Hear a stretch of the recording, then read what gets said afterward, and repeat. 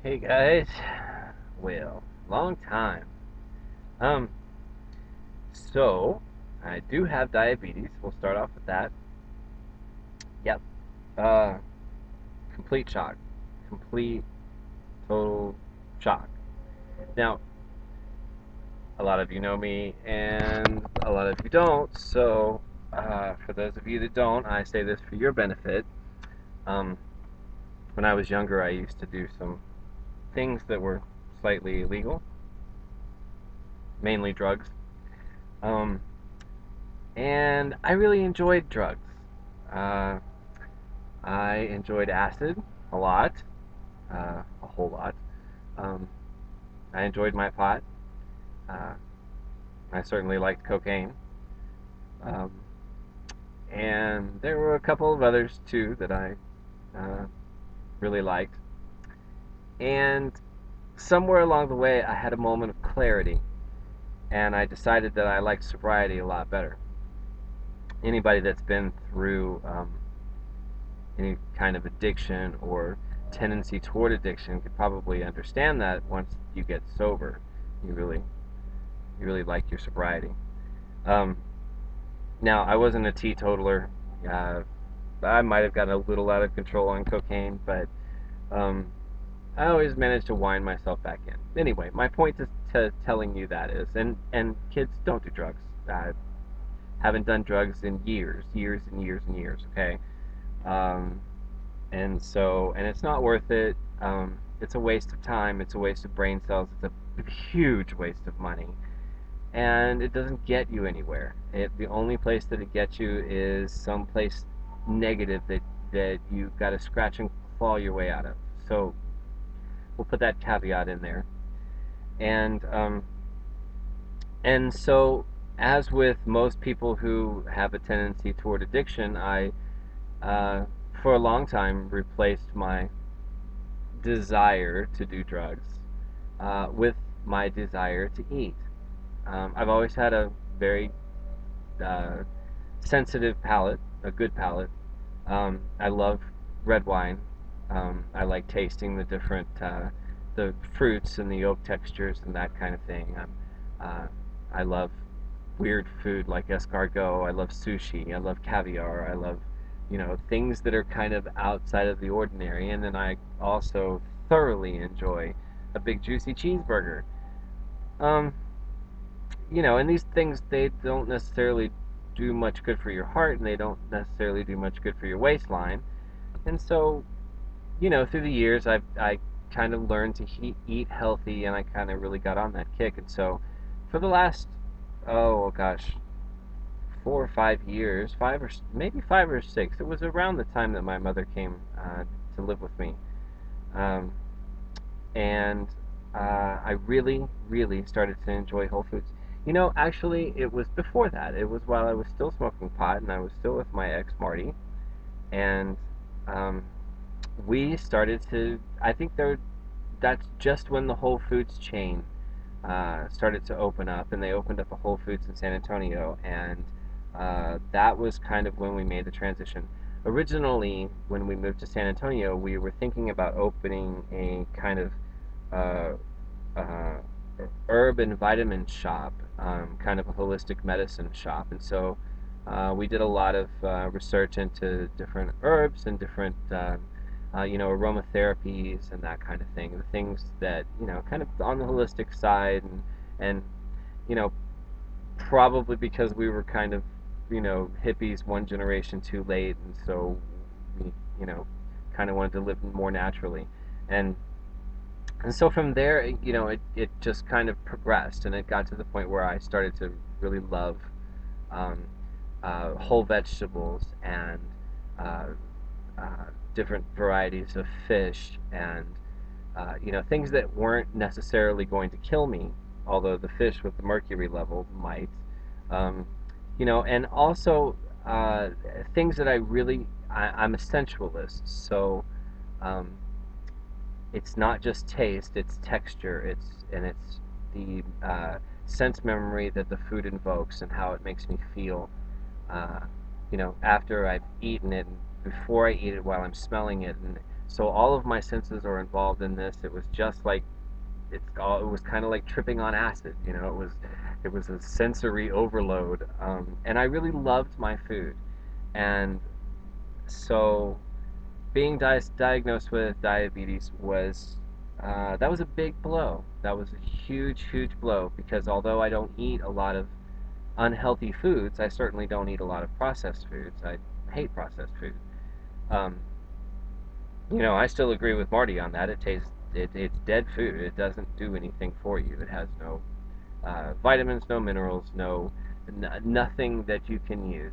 It's just mashed up in a food processor and presented to you in something that crinkles, and it's awful. And it basically is just there to get you through to the next meal, and so it's horrible stuff. But anyway, so I really enjoyed my food, um, and because I had already been eating healthy, and I think I had mentioned on my blog before that, um, I really enjoyed going to the gym and that kind of thing.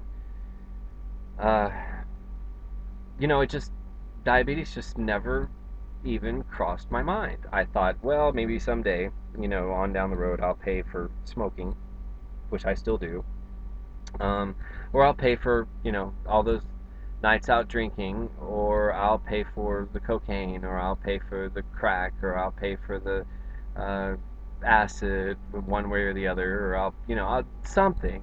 But not the food. Um, and so for the last couple of weeks, my diet, well, more than the last couple of weeks, it's been 6 weeks. My diet's been extremely limited. Um, Basically, they're trying to get the sugar levels down in my system. So I'm only allowed to eat um, meats and green leafy vegetables, and that is it. I am not allowed to eat anything else. I'm not allowed to drink anything but water, and unsweetened iced tea is acceptable. And the doctor and I made a compromise on my coffee. Actually, yeah, we didn't really make a compromise. I just kind of said, sorry, you're not touching my coffee. So I get to have my morning coffee. Um, and other than that, life has been pretty bland. Now, in the last week, I kind of went off the diet. I started to add things to my diet to figure out what would spike my sugar and what would not. I have the little tester kit that I'll show you right here. Um, See, there's the whole little kit right there. Let me get it centered. There we go. That's the the little test strips, and you put them in this little machine, and then you use this thing, and I call it a poke yourself. Um, and what it does is this little thing right here. It has a little needle right there in that little hole. See that little hole? It's an evil little hole because out of that little hole comes a really painful and just nasty needle, and it pokes you, and you bleed, and just a little bit, and then you you kind of push out the blood a little bit, and then you stick it on to the little test strip thing, and it shows you what your blood sugar level is. And for fasting, in other words, when you wake up in the morning, your blood sugar should be right around, well, less than 130 milligrams, and after you've eaten, it shouldn't be any more than 90. um, and so when I first got tested for diabetes, and then later later had a more extensive test, um, my blood sugar level fasting was 194, and after a meal was, I want to say, 156. So not good, not the most horrible. There are people that can run in the 300s, but still bad. And so, like everything that comes along, you grab it by the horns and you see if you can wrestle it to the ground, and whatever you do, you don't let it beat you. Um, and so that's what I did. And in the meantime, I think the last time we talked, I was probably sitting right at 225 pounds, and I'm down to just under 200 now. So that's been oh gosh, it's probably been what, 12 weeks since I've done a video blog or so. So I'm looking at the loss of about 25 pounds over 2 months. Now, I have to say that I have also always had a problem with weight, um, and I gain it very quickly, and I hate losing weight. There have been a couple of instances in my life where I have gotten an illness and I haven't eaten. Say, for instance, I got mononucleosis once and didn't eat for literally, quite literally, for a month. Uh, the only thing that I had was fluids and a little bit of Jello occasionally, and I lost 30 pounds, roughly about a pound a day. Um, and after I got well, uh, I gained double that back. And um, my sister's always had a problem with her weight. My brother has too.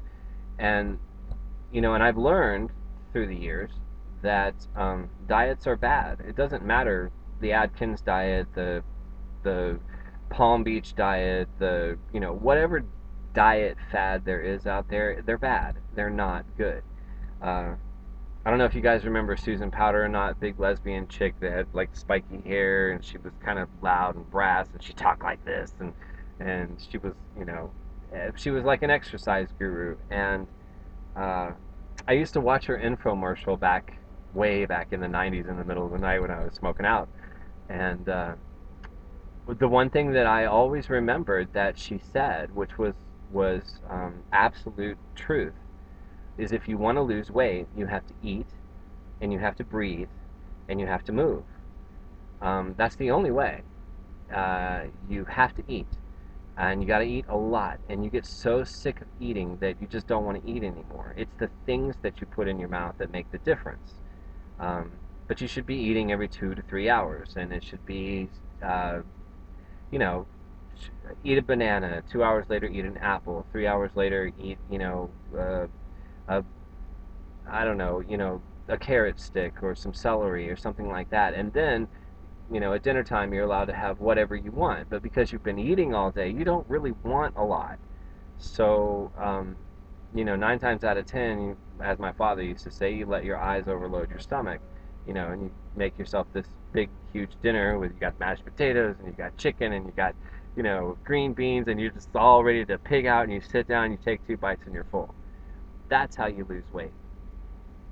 And it has to be sustained, and your body has to get used to that. It jumpstarts your metabolism, and it gets you all started. Now, I'm not uh, a dietitian. I am not, I just happen to know what works, uh, and it also it doesn't make you feel like you've been on a diet. It doesn't make you feel bad. You're not suffering.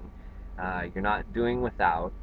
Um, and you still manage to lose weight. And you manage to lose weight slowly and over time so that you're less apt to gain it back. Um, but in January of 2010, I was 250 pounds. Um, and then last year, January, no, I'm sorry, January of 2009, I was 250 pounds. January of 2010, um, I blew a disc out in my neck and had to have surgery again. And I knew, because I had had surgery in my neck before, um, that it was going to be a very long healing process. And I also realized that if I allowed myself to sit in the chair in front of the TV and heal, um, that not only would I gain weight, but the healing process would take longer. So 3 weeks out of surgery, I was in the gym. That's what the catalyst was for me going back to the gym. And so for probably 3 months, I worked out every single day. I did cardio 30 minutes a day, and then I did weight training for about an hour or so. And I did it every single day for 3 months. So the weight was kind of already started to come off. And then I got back on the truck and started to drive again, and it got harder and harder to get to the gym. And it would actually piss me off because I'd be like, all right, I haven't worked out for 3 days. I got to go work out. And so it actually got to the point where I called my boss and I said, "Hey, stop giving me these loads that are 500 miles that I have to deliver the very next day. I need to stop and work out." So, got that worked out. Basically, I get that. It's not a, it's not set in stone, but I mostly get to work out 3 days a week, and I'm okay with that. Um, and but the thing was, is I wasn't trying to lose weight anymore. As a matter of fact, I wasn't trying to lose weight. I wasn't trying to gain weight. Uh, I was just, I kind of knew, uh, how to eat and that kind of thing. But my body does not lose weight. Weight does not fall off of me. And then uh, over the last 6 months, the weight had actually really started to fall off. And so I knew that there was something wrong. And I didn't realize that diabetes would do that. Of course, it's basically starving you to death. The sugar builds up in your blood, and your blood cells don't really absorb it, and your liver can't process it out, and it just kind of stays there, and it kind of starves your body. So basically, the food that you're eating, you're not really absorbing anything from it. You're just kind of passing it through, um, and so that is the weight loss. Um, so I've been very apprehensive about uh, getting this under control and keeping my diet in check so that I don't gain a lot of weight, because I could see myself getting healthy again and thinking, oh wow, I can eat now, and next thing you know, I'd be back up to 250 pounds again. I don't want to be there. So I'm right a little below 200. I think the last time I weighed myself it was like 195. The number is just a number. It doesn't really mean anything. It's really how I feel. And I'm in touch with my body enough to know. Uh, Obviously, my face is looking a little thinner. My neck certainly is looking a little thinner. Um, my shoulders aren't quite as big as they used to be. So, oh, and by the way, look, Shaney, green shirt. Okay, I just thought I'd let you know.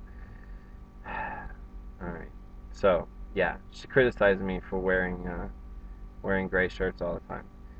I got to talk to my very first girlfriend, like an in-depth conversation. Yes, I said girlfriend, but it was years and years and years and years ago. Don't worry, I have not forsaken thee. Um, yeah, I got to talk to her last night on Facebook, and we exchanged phone numbers and stuff, and that was great. Uh, I really always liked her. I got to talk to Shani. I actually got to talk to her on the phone. Tried to wake her up so that we could go and have coffee when I was up in her neighborhood a couple of weeks ago, but she slept right through. So, and so what else? I've been kind of staying away from politics because we're trying to keep our blood pressure down. Um, so I won't go into a political tirade this time. I promise. I'm not going to go there.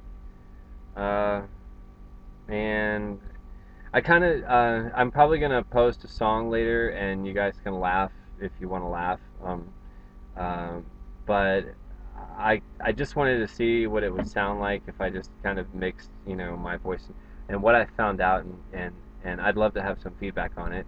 Uh, my This is kind of great. My voice is actually so strong now that it kind of thuds out the microphone on my computer, and it doesn't. Uh, you don't it doesn't get the sound quality. It kind of sounds like I'm going flat, and I'm not. I'm pitch perfect on anything. So I might post that later.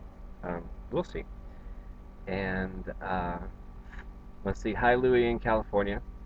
Um, I've been meaning to say that for months now, and I just kept forgetting and kept forgetting. And you're probably not even watching these things anymore. But I am so sorry. Hi, Louie.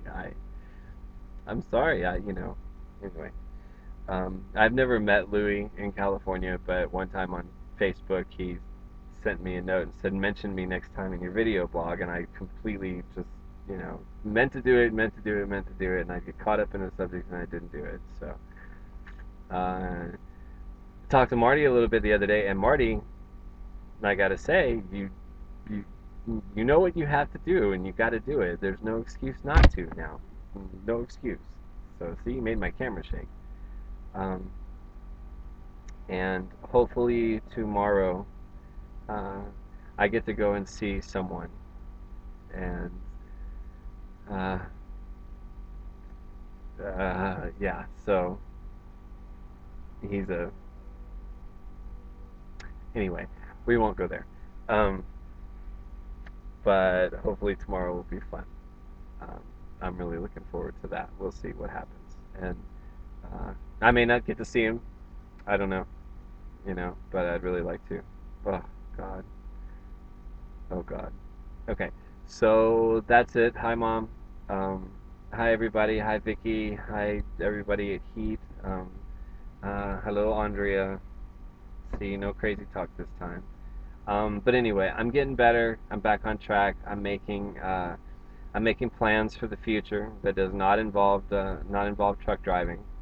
Um, it's going to be a slow transition, but hopefully it'll be worth it. And right now I'm sitting in Arkansas and it's very humid and it's trying to rain and I'm sitting in my truck sweating my ass off. So I'm going to go get a big glass of unsweetened iced tea and take my meds for the evening and get some sleep. And I hope everyone out there is doing wonderfully and I hope that everything is going your way and